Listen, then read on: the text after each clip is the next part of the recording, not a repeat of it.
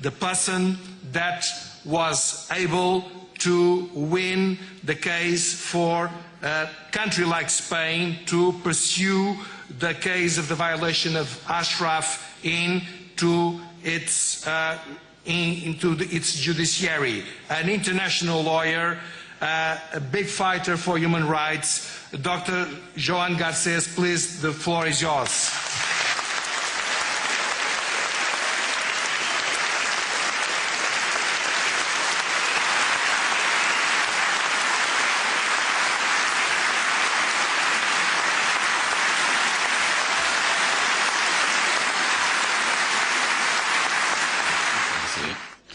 Et d'une manière brève, la conférence a retenu votre attention pendant beaucoup d'heures. Des choses très importantes ont été dites.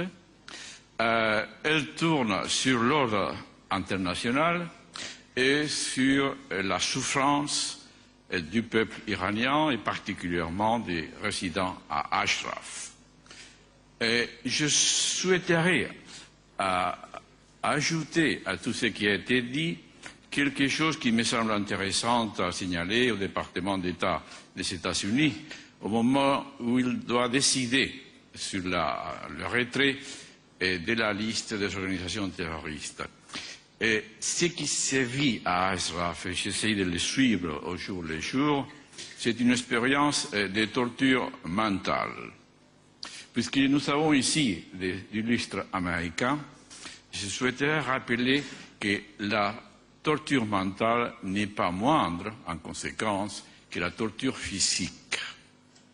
Je rappellerai un cas bien connu, celui du sénateur américain McCain, à qui on avait posé un jour la question, un choix terrible, entre la torture physique et la torture mentale, qu'est-ce que vous choisiriez? Alors, la réponse de McCain a été immédiate. Je choisirais la torture physique, c'est-à-dire à quel point la torture mentale est horrible.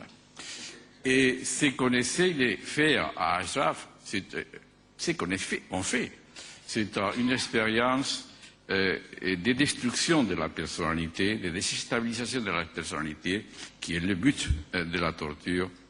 Mais ce qui est important à retenir, c'est que la réaction à cette torture, à cette souffrance, elle n'a pas été de faire recours à des actes de violence.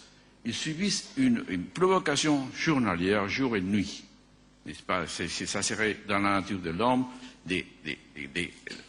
d'éclater et de recourir à une sorte de mesure, de contre-mesure également violente. Et néanmoins, il n'y a pas eu de recours à la violence pour faire face à cette torture. Ça, c'est également un fait dont il faut tenir compte. Par contre, ils ont demandé qu'est-ce que les droits pourraient faire pour soulager, pour résoudre et mettre fin à cette souffrance. Et alors, la réponse, je dois vous dire qui doit être toujours à l'esprit, c'est que les droits en soi-même, s'il n'est pas accompagné d'une force légitime, est impuissant. De la même manière que la force, sans la légitimité du droit démocratique, devient du despotisme ou de la tyrannie. Il faut donc mélanger les deux dimensions, celle du droit et celle de la coercion à articuler et à l'appui du droit. Et c'est ce que vous êtes en train d'essayer. J'ai le plaisir de vous dire que vous avez été entendu. Alors, dans une première cour, ça ne devrait pas être la seule cour, car ce que vous invoquez, c'est le droit international. Un droit qui a été librement assumé par tous les États qui ont signé la Convention de Genève ou qui ont signé la Convention contre la torture. Et ce sont la majorité des États du monde. Ce que vous demandez, c'est que ces engagements librement pris soient mis en pratique. Et puisque ces deux conventions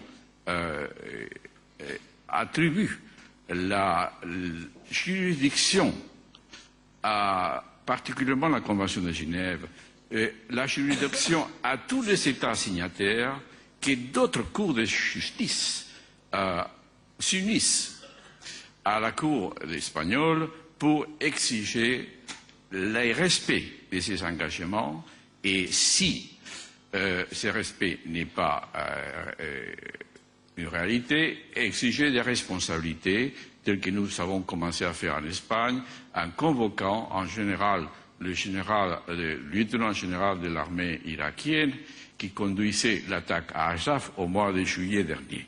Il a été, juillet 2009 déjà, et il a été convoqué à la Cour pour le 8 mars pour se défendre des charges qui ont été alléguées contre lui. D'autres cours doivent suivre ces chemins.